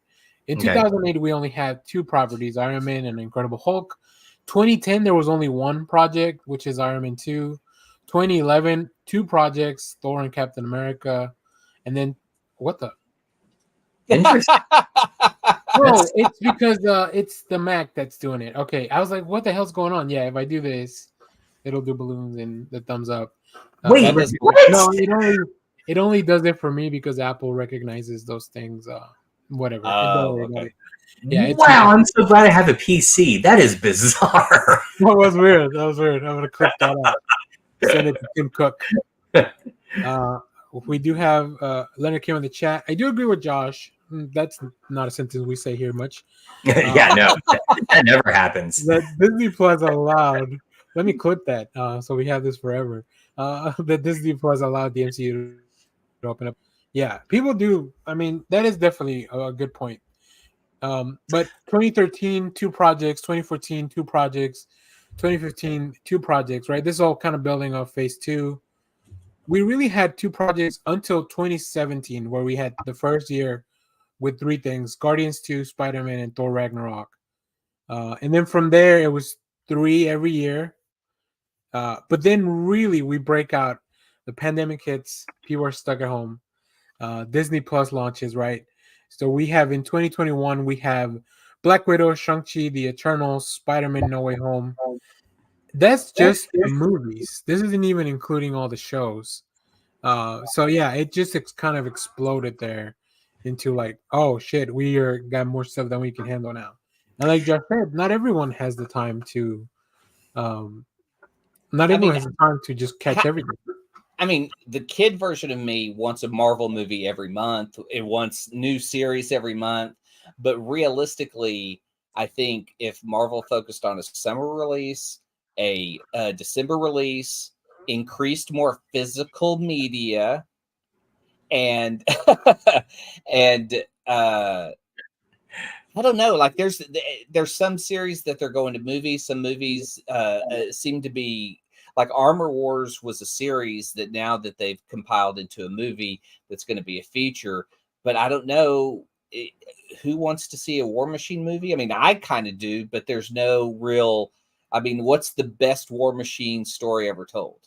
Yeah, Armor you know. Wars.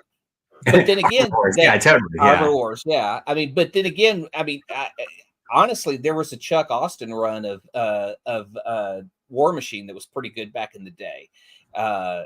And it was just about him with an entire team of people who had the same fucking armor and could just like a team of 6 go in and disrupt a war. Like that's kind of exciting and something I'd want to see. But again, we're getting political. And if you look at some of the numbers, like Captain America Winter Soldier or Falcon Winter Soldier was one of the most political shows and one of the least rewatched shows. I think people want to get into this for escapism and not necessarily see some real world stuff, but Marvel does a good job of kind of tying that in. So doesn't Rhodey always catch a stray? That's the thing, right? So I would tell you, even before I read this article, the moment to me where I realized obviously Disney and Marvel are in some sort of disarray is looking at Halloween a year ago. We got Werewolf by Night. Yeah. Which I was trying to look up how much that cost to make. I can't imagine it was that expensive beyond the CGI for Man-Thing, right? And that wasn't even, I mean, yeah, it's just additional CGI because a lot of that stuff was done practical. Right, now, exactly. So it's sorry to interrupt. Have you watched the colorized version of this? See, here's the thing. I have not, and I'm really against it because I feel like that was made to be in black and white. Mm-hmm. And we come around to this year, and I'm thinking, okay, what is our Halloween special going to be this year, right? Clearly they're setting, because that was such a big hit, I felt like. Mm-hmm. And what we get is a color version of Werewolf by Night. And I'm like, I don't get it. Like, I just, again, it feels like a missed opportunity, you know? Yeah. Now, it is something that Giacchino was involved, so I'm okay with like them colorizing the version. I think I've seen highlights of it. Yeah, I think it's a good way to not only revisit the property, but also maybe get some people that wouldn't want to watch. Like, I'm sure a lot of people were like, "This is black and white. I don't want to watch black and white." That's the whole point. It's like a Universal monster movie. It just, I mean,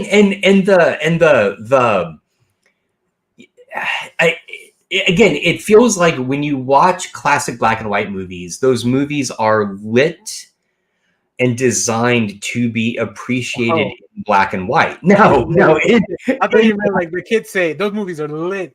yeah, that too. But I just like I bounced out the minute they announced the color version because I'm like, I don't want to see that, right? Yeah, exactly. Like, give me more of these special.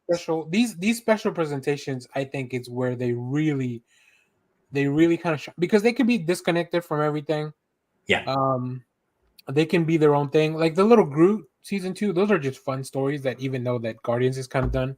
I did also want to check in with Heartbeat City. Not there you go. I like that. I like that a lot. This is a good comment, but I meant to bring this one up.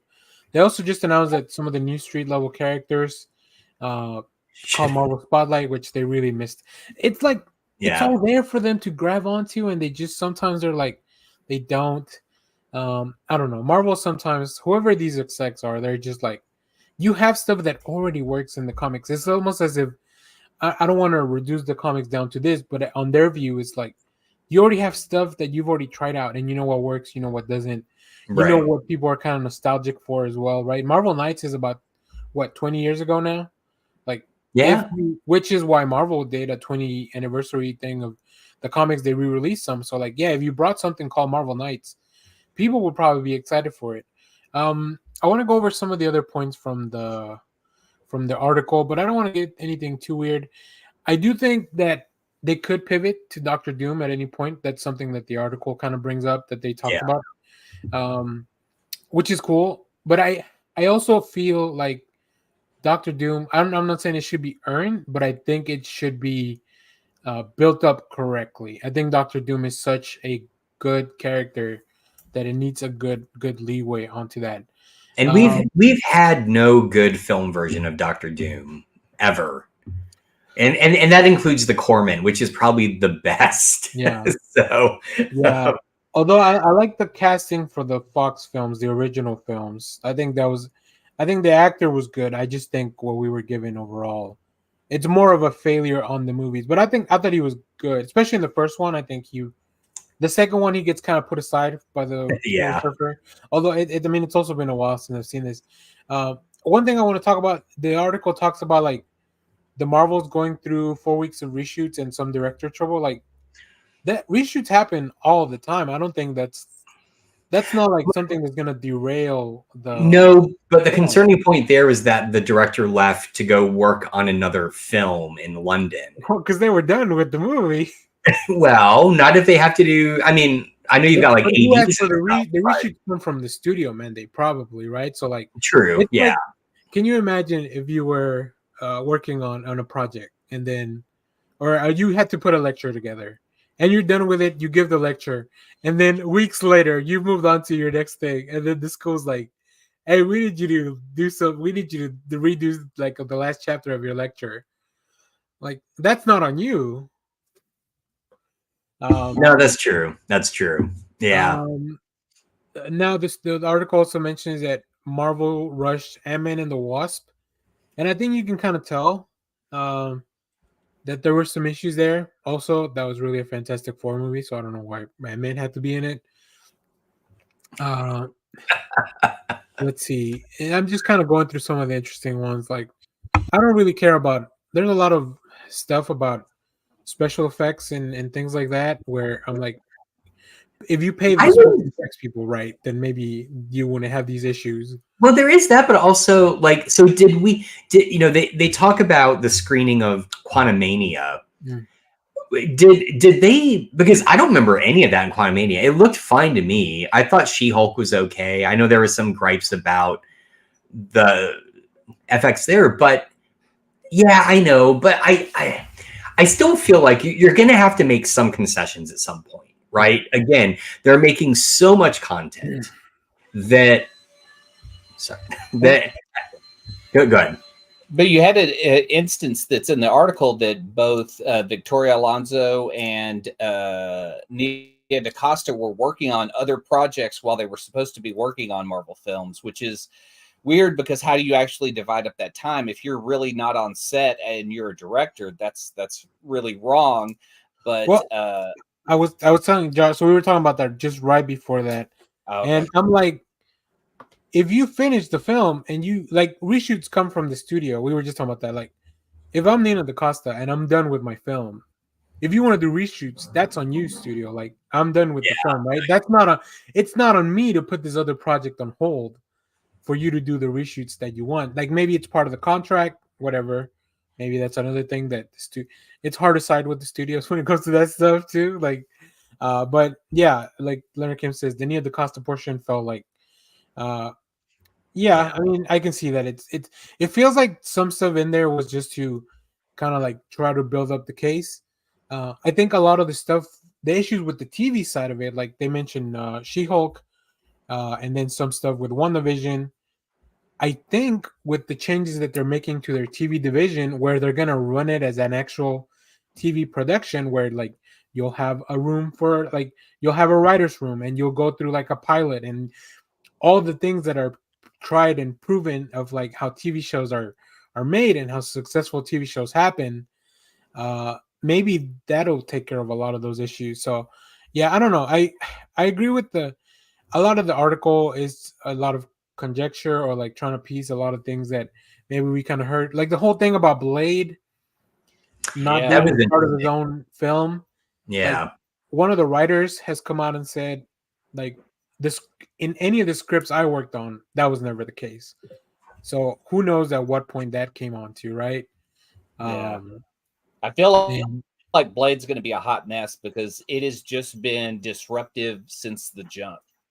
Like it's, I haven't heard any great things. I mean, really, the casting is pretty much the best stuff we've heard. But the fact that they've had new writers, Marshala Ali has come out and had, you know, made demands about the story and the changes. I mean, it's not Wesley Snipes level stuff from Trinity, but it's still like enough Hey. to be disruptive. some motherfuckers just want to skate uphill, all right? I skate uphill. Ice skate. That's right. I think I have that gift still. Maybe not. Maybe just this one. Ew. Also, if we don't get Wesley Snipes in Blade, like, what the fuck are you even doing? Yeah. How is he Somewhere. not a variant? I mean, he should show up in Loki as a Blade variant. Come on. That's right. That would be awesome. And also, Wesley Snipes should show up as a Black Panther variant because he originally approached Marvel and set up a production company to make Black Panther. He wanted to do Black Panther first, but he ended up in Blade.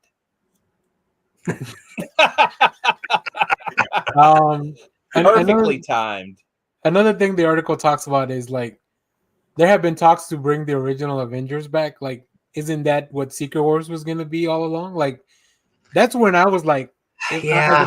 as a comic reader, that's where you would bring, even if they're all variants of their characters, like that's where you get RDJ back, and that's where you get Chris Evans back. Like, you don't even bring back the original version that's already died, like which, like, because then you're kind of undercutting your own story. But by bringing in a variant from a separate universe or whatever, you've already told us like that's a thing that could happen. Or you could even cast someone else, which I don't know that they would, but like, yes, sir. I would love to see Krasinski show up as a Captain America variant. Oh, he auditioned for I that would too. love to see Tom Cruise show up as an Iron Man variant.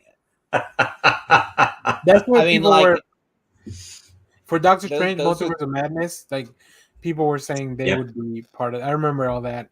No, I do I too. kind of would love to see like the initial iteration of the Ultimate Avengers that Mark Miller wrote about. That version show up in Secret Wars and die. Like, I just have this hype for this crew of stars to show up as like the new Avengers and then just fucking wipe them out.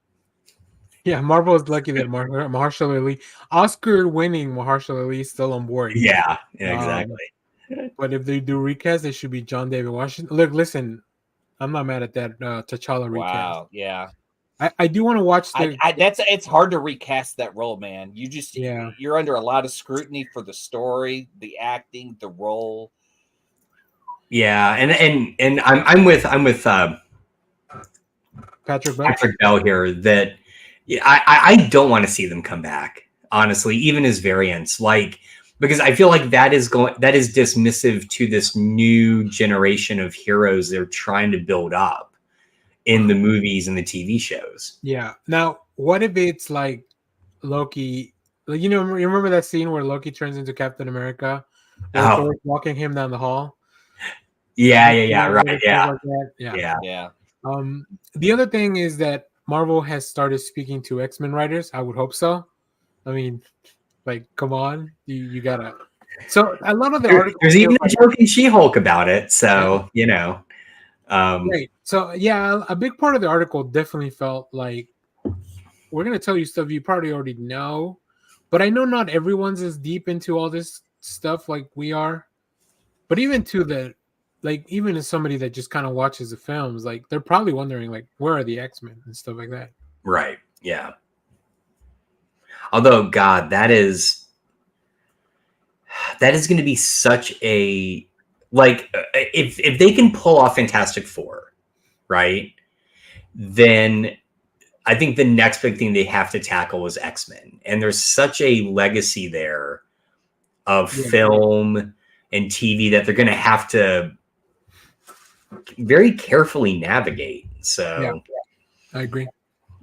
I mean, I feel like that any introduction of X-Men is going to be through Secret Wars. So, because then once Secret Wars is over, they can like bring everything back. My curiosity is like, is there going to be a TV show that's going to be going along with this that suddenly has to change? Because the fun part of Secret Wars was, I mean, the first Secret Wars was you had an issue that led into Secret Wars. The next month, it just continued, and Secret Wars had happened. So, like, you had Spider-Man showing up in the Venom suit in the very next issue, and you're like, what the fuck? Where did this happen? And then you had to complete Secret Wars to get there. And that was kind of the cool part. It wasn't a tie-in. But Secret Wars, the original 12-issue run, was just a bit to sell toys. And it just threw everyone into the same universe. All the series were disrupted for a moment and then came back, but just a month. And no tie-ins at all.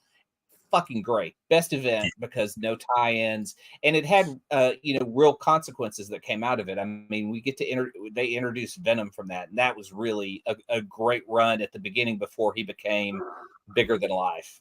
Yeah. Oh man, that's wow. There was a lot to unpack, and they introduced Venom in that. So yeah, I would say the symbiote in that, and then years later. I'm just being I know. And then years later, we're watching Tom Hardy in a cut scene or in a credit scene where a little bit of the symbiote stays when he ends up going back to his universe. Yeah. So, We got a couple of things from the chat. I think Patrick Bell commenting writing is an issue. I think you're right for sure. But I think this new deal with the writers will help because a lot of that stuff is like.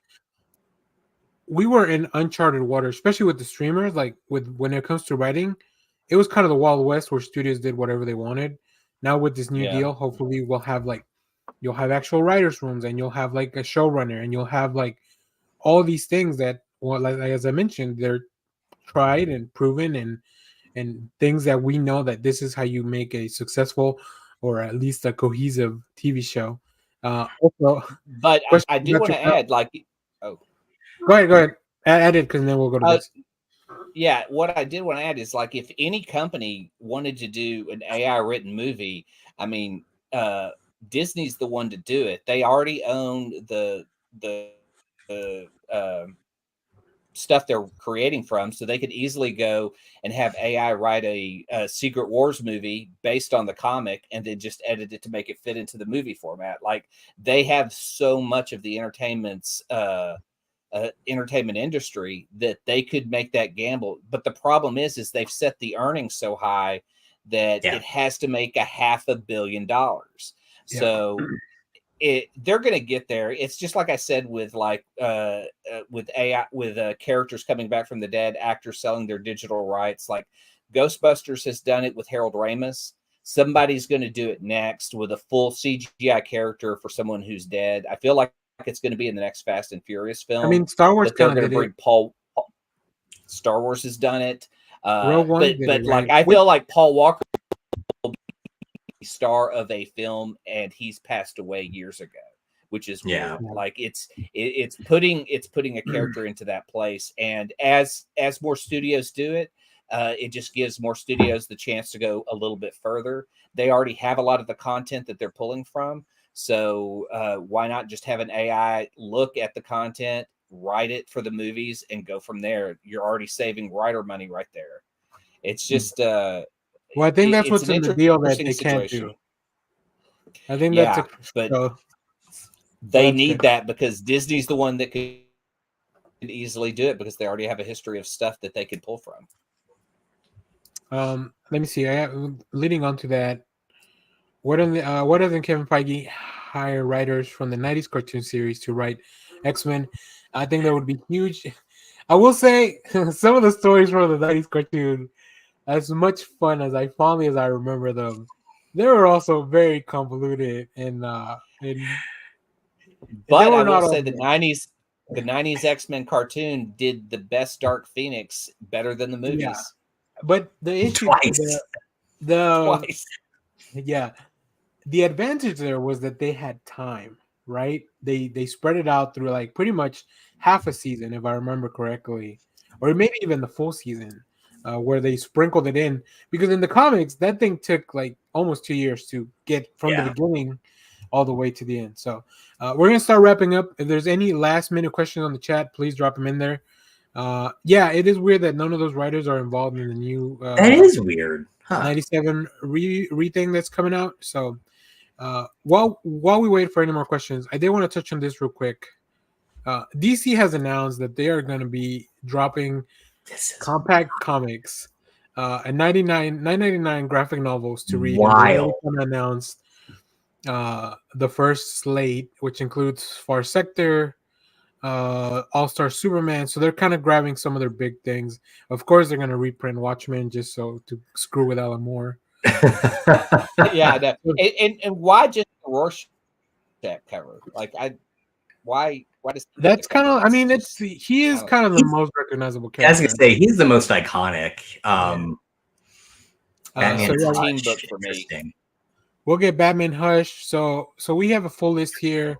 Joker, Harley Quinn, and the Gotham Sirens, which Wonder Woman Earth 1. That's yeah, gonna be good. that's an interesting choice because that's not even a Wonder Woman story in continuity. I mean, Yeah. Grant Morrison and Janet Paquette did a fantastic job with that, but I like their lineup. It seems pretty varied. I wish they had something that was like fully Justice League related. Maybe even something a little weird like a Doom Patrol that they would reprint like that. Maybe even some of the Grant Morrison stuff. Or some of the Young Animal. I feel like they're picking stuff though that, like, as comics fans, if somebody came to us and said, "I really enjoyed X, Y, and Z," what would you recommend? These are like the standalone stories you would, like what is the best Superman story? Yeah. All-Star Superman. Here's a $10 version of it, right? Yeah. So I feel like these are perfectly set as just the introductory kind of gifts you can get people to be just, for fuck's sake, go read All-Star Superman, right? Or go read Watchmen, or go read, these are some of the titles that if you say you haven't read, people will be like, what? Yeah, right. I'll give you that. You know what's really funny when I saw this announcement, I was like, oh, so DC has discovered that manga takoban sell really well, so now they're their stories like, because that's what I was thinking. I mean, they're like 4x5. They're really small. Yeah, manga volumes are like really they're small. Like you could probably fit it in your jeans pocket in the bag. Yeah. Like, which I feel is an injustice to the art. Yeah. I had that thought too. I feel like Watchmen is not going to look good in that format. They're usually 10, but if you could carry it anywhere, that's what I feel like I'm going to end up buying. That's what ebooks are for. Yeah. If I could carry it anywhere. When the internet goes down, and I have all my DC compact comics, and you guys have nothing to read. I'll pull out the issues because I have all the issues. Hey, I've seen this Twilight Zone, Danny. My glasses are gonna break. So I'll read without extra pair. I'm ready. You're set. Yeah. So all right. Like I say, I really wish for the internet to go down for a good 2 years, and so fingers crossed. We could get back to somewhat of a normal society. I guess Chloe wants to live without electricity or utilities or any of that stuff that's also controlled by the internet now. Dude, I worked for a city government. You'd be surprised how sewage and electrical and shit is running on like old ass Windows systems. I was gonna say, it's all still connected to the internet at some point. Can you hack basic programming language? If so, you can disrupt sewage supplies. So. Yeah, it's easy to disrupt that shit. It doesn't take much. All right. Well, now, Clay, I saw that you put a teaser on there, and as much as I would like to watch it, we're still not doing teasers on the channel for now till the strike's over. Yeah. Yeah. But so I haven't even seen it. I do want to watch it. I mean, I am now friends with Andy Serkis.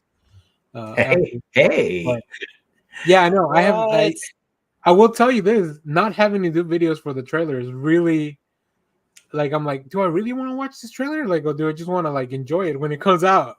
So it's been an advantage. I will say that. I will also say I was pleasantly shocked that dropped. I did not know that movie was coming. But I do want to watch that. I do want to watch it, which leads us to something that we'll throw out for everybody watching now. In the next few weeks, we're going to be doing a show where we rank our most anticipated sequels that are coming out next year. So any movie that's a sequel to anything will be part of that. We'll be talking about that. We're still putting together all the details for that. But if you have any sequels that you want us to talk about, or maybe you want to put on the list, make sure to leave it in the comments. Make sure to tweet at us at Next Issue Pod. I think we really like doing these ranking shows. So we'll definitely talk about that in the near future, because you would be surprised how many sequels are, at least for now, scheduled to come out next year. Cool. So let's move on to recommendations so we can close out the show in a timely fashion. Josh, I'm going to throw it over to you. Okay, I got one. Mine is a book this week that just came out a week or two ago. It is the 100th anniversary anthology of Weird Tales. And not only is this just a... Oh, damn. Yeah. That's misleadingly thick. But it is also just a beautifully designed book. The cover, by the way, is by, again, our buddy Francavilla. It's a really interesting assortment as well. It has a lot of contemporary stuff, but it also contains like all of the Call of Cthulhu, which first was published in Weird Tales. It has some stories, about like swords and sorcery stuff, but also a lot of contemporary stuff as well. And I'm still kind of scratching my head, I think, at some of the decisions of stuff to put in here, but it is just a great looking book. I mean, it's really beautiful. Cool. Wow. So again, go check it out. It's Weird Tales, 100 Years of Weird, edited by Jonathan Mayberry, who is the current editor of Weird Tales, because they brought it back 5 years ago, I think, just before COVID. And so it's kind of nice that they put that together. Very cool. Clay, what do you got for us? I'm just going to recommend Pretol Head. I just really loved getting the review of this, and now I have like this artist that I'm like discovering all the cool art that Pi Par's done. Yeah, it's really fucking amazing, and it looks like he did all the variant covers except one. You know what you guys should do at the end of the preview, and this will sure be at the end of the comic. There's a link to their website where you can send them an email or like send them a comment, and maybe they'll print it in the. I sent them an email, so maybe they'll print it in the letter pages. Oh yeah, nice. So you have to do that. Maybe we become friends with them, and they come on the show, and then that's how we get into comics. I'm in. Befriending. So I'm also gonna recommend some stuff by friends of the channel that's coming out next week. One of them, for real, friends of the channel, David Pepos. His Punisher book is coming out next week. Go watch our interview. I'm gonna clip out the portion where we talk about this book and re-release it on the channel in case you don't want to go back and watch the 2-hour interview that we had, which is pretty much like a career retrospective for David Pepos. Also check out what's his exorcism book? Where's My Face? Yeah. Go check that out. But yeah, this is also with art by Dave Watcher, who was doing the Planet of the Apes comic series. Oh, so good. You're gonna get some real banger art. This is an all new Punisher, new character, and clear like Jason Aaron took Frank Castle, and I don't know. I haven't finished the series. I don't know what happened to him, but that's not the Punisher you're getting in this book. And also for Josh, I hope this is on your pull list.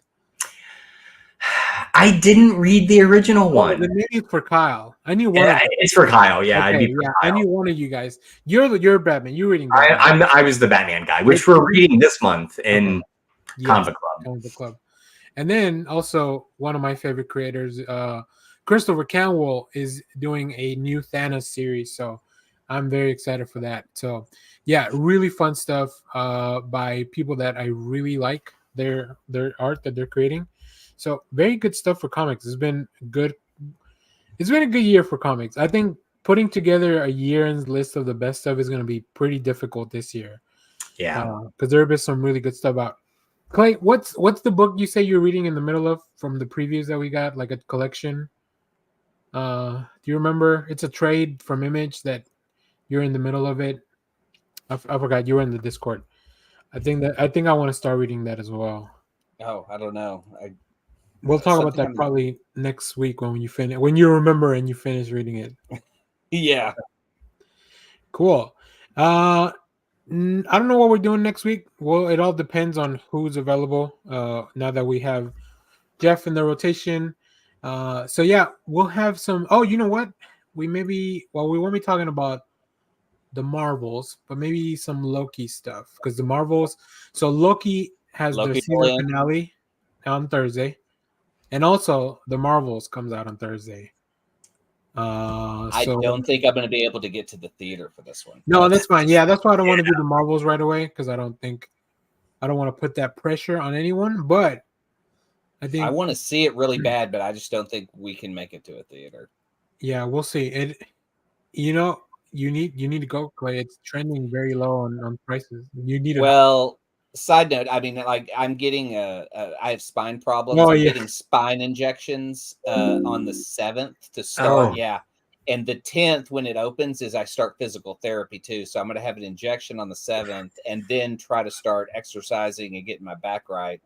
So, okay. yeah. So I don't think sitting in the theater is going to be great for it. What do you mean? Sitting's great for you. Well, otherwise, I would be there day one. I love Captain Marvel, and I'm excited for the sequel. Me too. I'm excited. Maybe we'll get Josh to eventually watch the Marvels. I mean, not Hey, the Marvels. I mean, You know what? I haven't been to the movies in a while, and that's a perfect neither. me and Hazel going to see something. So I haven't been in the. I just went to the Alamo last weekend, but prior to that, there hasn't been a lot. You know, this weekend we were supposed to get Dune Part 2. This weekend? Oh, wow. It was supposed to open 11/3. Yeah. Jesus. All right. Yeah. But for the channel, stay tuned because after watching David Fincher's The Killer last week, which is coming to Netflix next week, so y'all can watch it at home. Okay. I decided to do a David Fincher journey called David Fincher to Remember. That's brilliant. I love it. I'm in. Started with that going through his filmography. I started with Alien 3, which is rough. Wow. Yeah, that's a hard place to start. But I did learn that he kind of came onto that film afterwards, so like it's not really on him. Yeah. Yeah, but he won't even go back for the cleanup because they've tried to do restorations of it and they won't clean up the CGI. So the CGI is really bad in that. I think one. Yeah, if they update the CGI, that would help. There's some really fun stuff in the last 20 minutes, like when the chase in the tunnels and all that. And that's also my first time watching that film.